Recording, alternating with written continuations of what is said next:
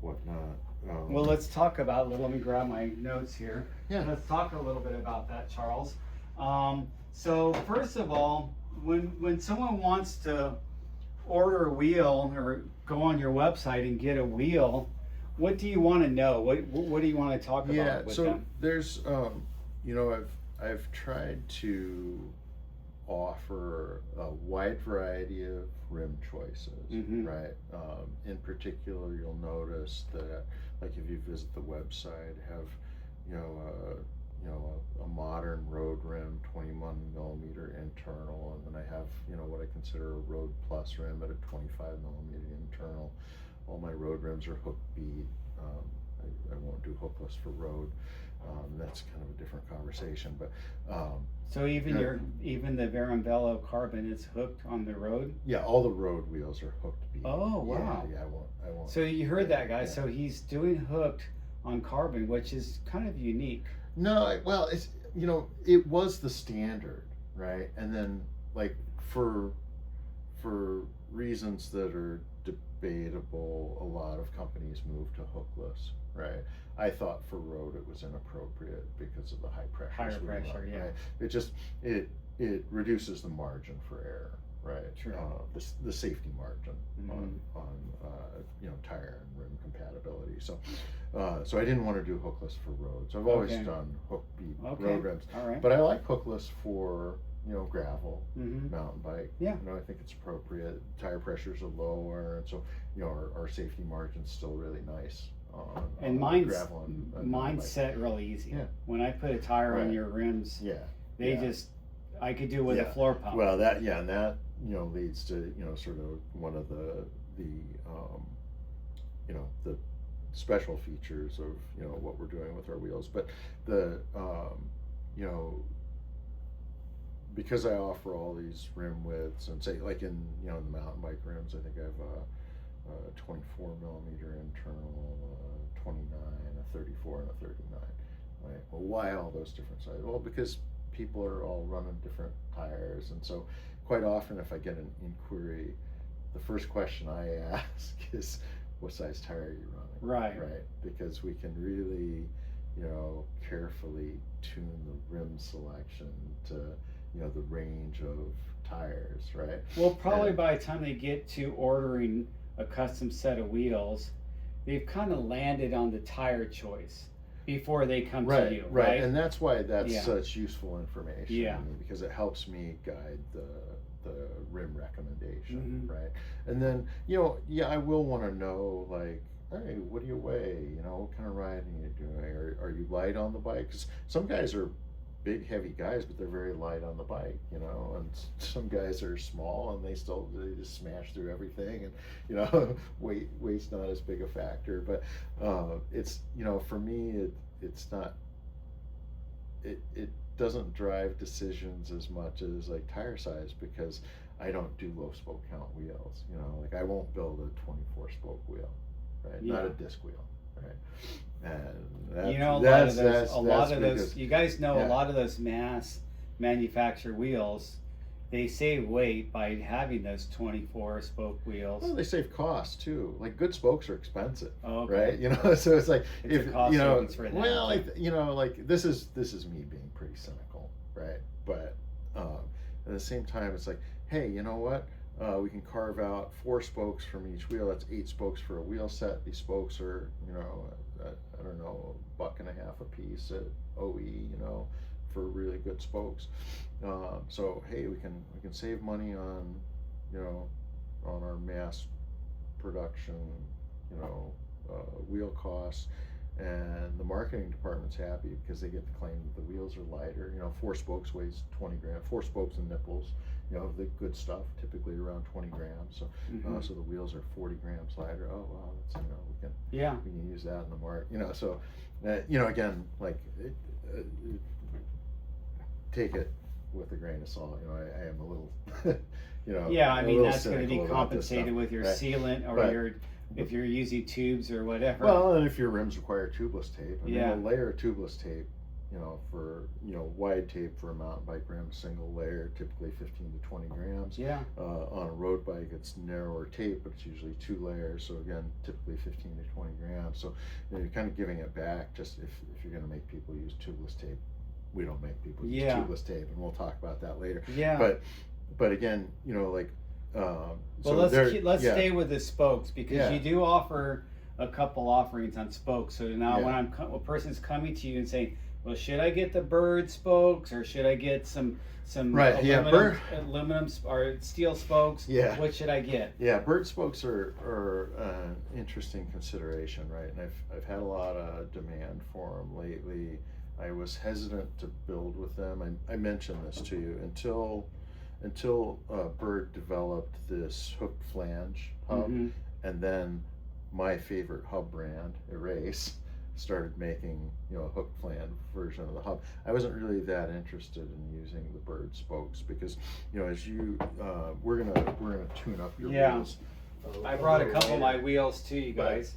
But I didn't really want to do this, right? Which is drill the spoke hole or chamfer it, remove the anodizing. So like in this case, when you chamfer that spoke hole or drill it for that insert, you're removing the anodizing.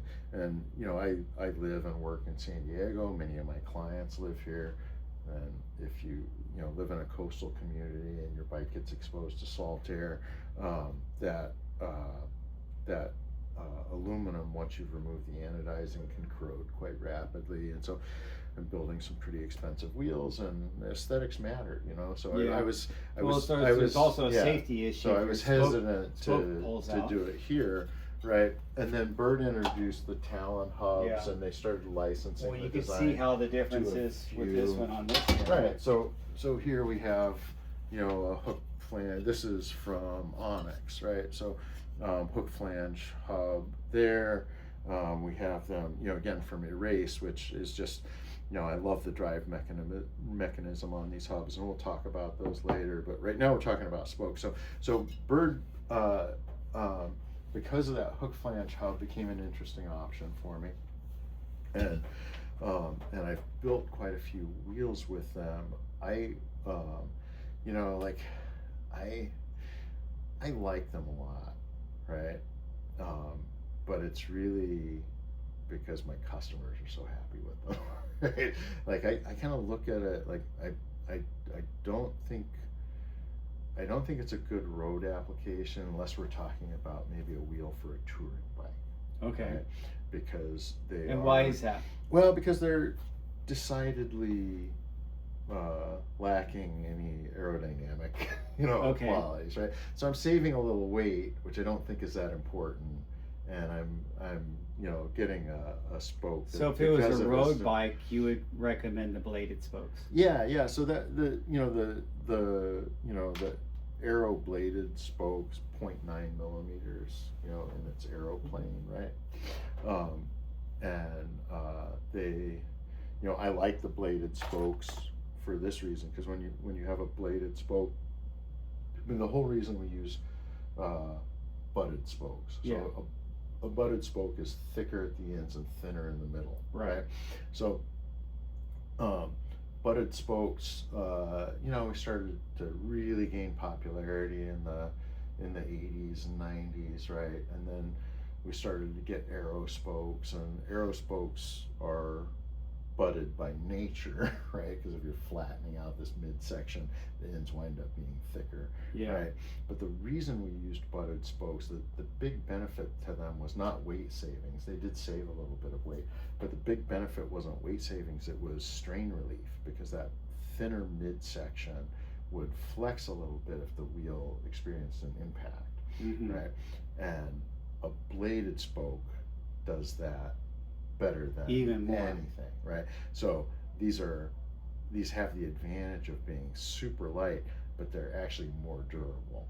Very expensive spoke, but when we're talking about premium wheels, I think this is the well, you're sort of putting them on carbon rims, so choice, you right? can't get more premium than that. Yeah. So and the thing is, like, if you're comparing a bird spoke, and this is a bird spoke, and this is what, they're this flexible fiber, I believe it's Dyneema. So if we're comparing this spoke to a straight gauge steel spoke, right, then this spoke is a lot lighter. Yeah. And it's, it's more compliant, more comfortable, right? It'll improve the ride quality of the wheels really dramatically. Yeah. But compared to a spoke like this, the difference isn't as dramatic, right? And that's as where, opposed to like a straight gauge steel spoke. right. So, so either of these spokes compared to a straight gauge steel spoke, or even a round butted spoke, say 14, 15 gauge, there's weight savings and an improvement in The suppleness. Yeah, exactly. And so when I'm comparing a bird to this premium steel spoke, it's like, okay, now the value proposition changes a little bit. Yeah. And the marginal benefit to this maybe isn't as big as if I'm comparing it to that, like, say, straight gauge spoke or even a round butted spoke. We're not saving quite as much weight, and the compliance isn't quite as so you've got right? your customer, they've asked for a wheel, they've told you they're going to put this type of tire, right? Maybe they're a light rider or a heavy rider, how hard they are on there, and then you're going to recommend the spokes based on, are you going more for aero and racy, or are you going more for endurance and comfort? Right. And that's actually, like, in my estimation, that's where this spoke probably has a lot of value. Okay. Right. Like if I'm long days in the saddle, and this spoke makes the, it provides some damping that reduces fatigue over time, right? Then that value starts to really show at the end of a 10 or 12 hour day on the bike. Yeah. Right. If all my rides are 2 hours, and like I'm not really getting that fatigued, then I don't know if this is going to yield as much benefit, right? I think so you have a balancing act of a benefit versus hardtail mountain bike or gravel bike, and I'm saying this, like, I'm not trying to talk anybody into buying these or out of Well, I buying have these, both. right? Like, you built my bike with the steel. Yeah. But I think we went in a different direction with those steel spokes. I wasn't thinking, I am going to spend all day bike packing with it. Right. But then we thought about the fact of the soldering, and that's a little different animal. Right? Yeah. Plus, we thought about the fact that if I break a spoke, right, that's where we went with that. Yeah, and that's I think another argument for this hook flange, and we've talked about this a little bit. If you're gonna do a bird spoke wheel and you want it to be field serviceable, I think this hook flange approach makes it much easier to do field service on a wheel like this, because that other system's a little trickier to load a spoke. Yeah. And it's a subtle difference, but I think advantage to hook flange if you're looking at field serviceability.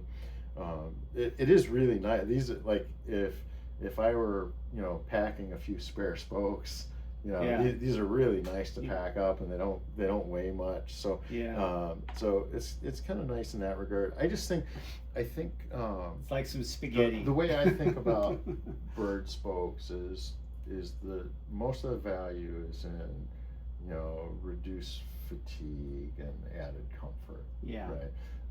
But there are no free lunches. I think it seems intuitive to me that we're giving up a little bit of performance advantage in exchange for that comfort. Yeah. The wire spoke is a little bit more rigid. A little more racy. A little bit more direct transfer of power. Yeah. And you'll feel it torsionally in both planes, driving and braking, right? I have a client who loves his bird wheels, but when he was first giving me feedback on them, one of the one of the things he commented on is like, I noticed that I have to brake a little earlier going into a corner, right? And when he said it, I was like, oh, that's, you know, like it should have been obvious to me, you know. Yeah. It wasn't until I heard his experience, right? But it's like, yeah, that spoke is flexing a little bit more probably and winding up just a little bit more, and so the braking response isn't going to be as immediate. Yeah. And when he was relaying this to me, he's like, I'm not complaining about it, like I love these wheels, it's just, you know, an observation, right? And he that's adjusted someone to who rides yeah. kind of like me. I ride the same trails Right, all yeah, the time. and I know that's exactly what he does, I know so, what my yeah. time is. I know what Yeah. it says on Strava, how well I did on Yeah, that ride. yeah. And I'm like, why is it slower? Yeah. So, and I'm not saying these spokes are going to slow you down. You know, I mean, I think I started getting a lot of requests for these because there was some, you know, success at the World Cup level, you know, mountain bike racing, right? On guys riding this product. And it's like, so that's kind of hard to argue with. That's hard to argue. Yeah. I personally liked them for Yeah. some of my wheels. I have both, Yeah. obviously. Yeah. But it was the suppleness. Yeah. And these wheels happen to be, if you look at the rear one, Yeah. these happen to be on a single speed, which is a hardtail. Yeah. So I'm putting on a bike with no, and this happened to be a rigid hardtail. Right. So there's no suspension Yeah. with fork or frame or anything like that. So this is my suspension. Yeah. And it's 30 millimeter wide, which is not the widest, but you see my other ones that are wider, Yeah. like those are wider. Right. Those ones had the steel, and we went with the steel spokes because I wanted the soldered Yeah. spoke, Yeah. and I wanted that factor, that safety factor of having, if a spoke broke, Right. I'm gonna ride out of my bikepacking Yeah. trip and just leave it there. Yeah. Yeah. You'll fix it when you get home. Yeah, I'll fix it when I get home. So yeah, so that's sort of, you know, my thinking on the spokes, and you know, it's like you know, both have their positive attributes. I was more bird skeptical early on. I'm less bird skeptical now, right? And you know, again, really that's a function of like the positive feedback I get from my clients. Yeah. You know, and that's, you know, I mean, that's what drives me, right? Yeah. Making people happy with Yeah. their wheels, right? So, So there's one more Yeah. spoke thing didn't want to leave. I want Yeah. to talk about because you've Yeah. seen this on some of the hubs, you guys, and these are Yeah. the ones that are it's straight or what? you know, like I'm not anti-technology, I'm not anti-progress, I'm not a Luddite, you know, like I want to see, you know, everything we do advance. You know, I mean, you guys saw my collection of vintage parts, right? Like I love that stuff, but I'm still interested in, you know, high performance, you know, marginal gains, every improvement we can make. I don't build wheels with straight pull hubs, right? And the reason is, like, so straight pull is a manufacturing solution. It's not designed to improve wheels. It's designed to improve the ease of manufacturing, right? When you put a straight pull hub into a spoke, or a straight pull spoke into a hub, there's nothing to hold this spoke in its plane. So we use an arrow spoke, and as the wheels as cycle, opposed to a J-bend where it's locked in that same plane. The tension is changing on the spoke as the wheel rotates, right? And it goes from a state of maximum tension to reduced tension, and the spokes can migrate, and there's nothing to hold this in the plane, right?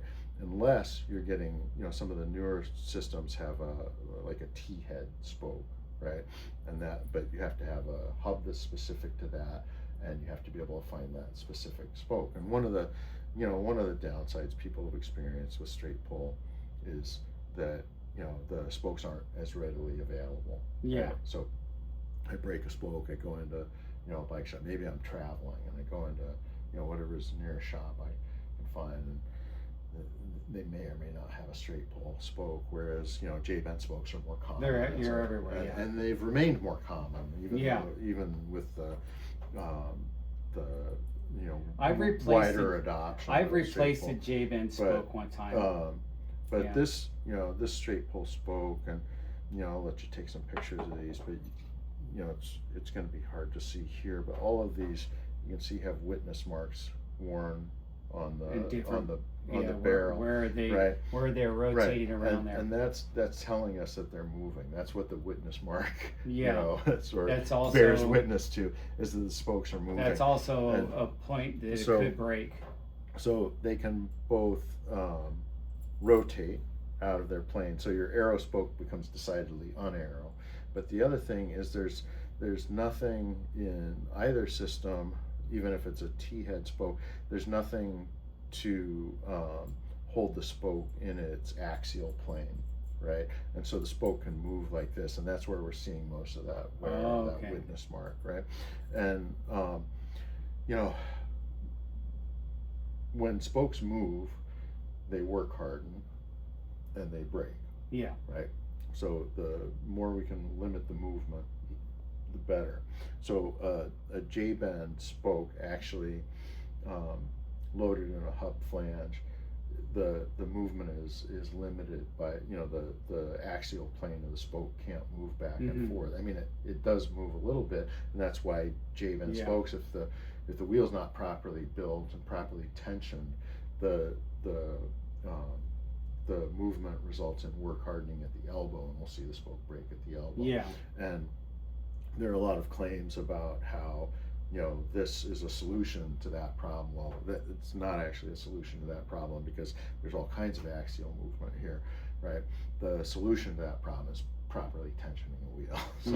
So there's that. Anyway, so if you visit the Verum Velo website, you won't see any straight pull hub options. Okay. So we covered spokes, and we kind of touched on hubs. Yeah. What I want to do, I think this is getting a little bit long. Yeah. I'm going to make part 2 where let's go into the rims and the advantage of your rims. Yeah. And the different types of rims that you suggest to clients to get based on their riding needs. Yeah.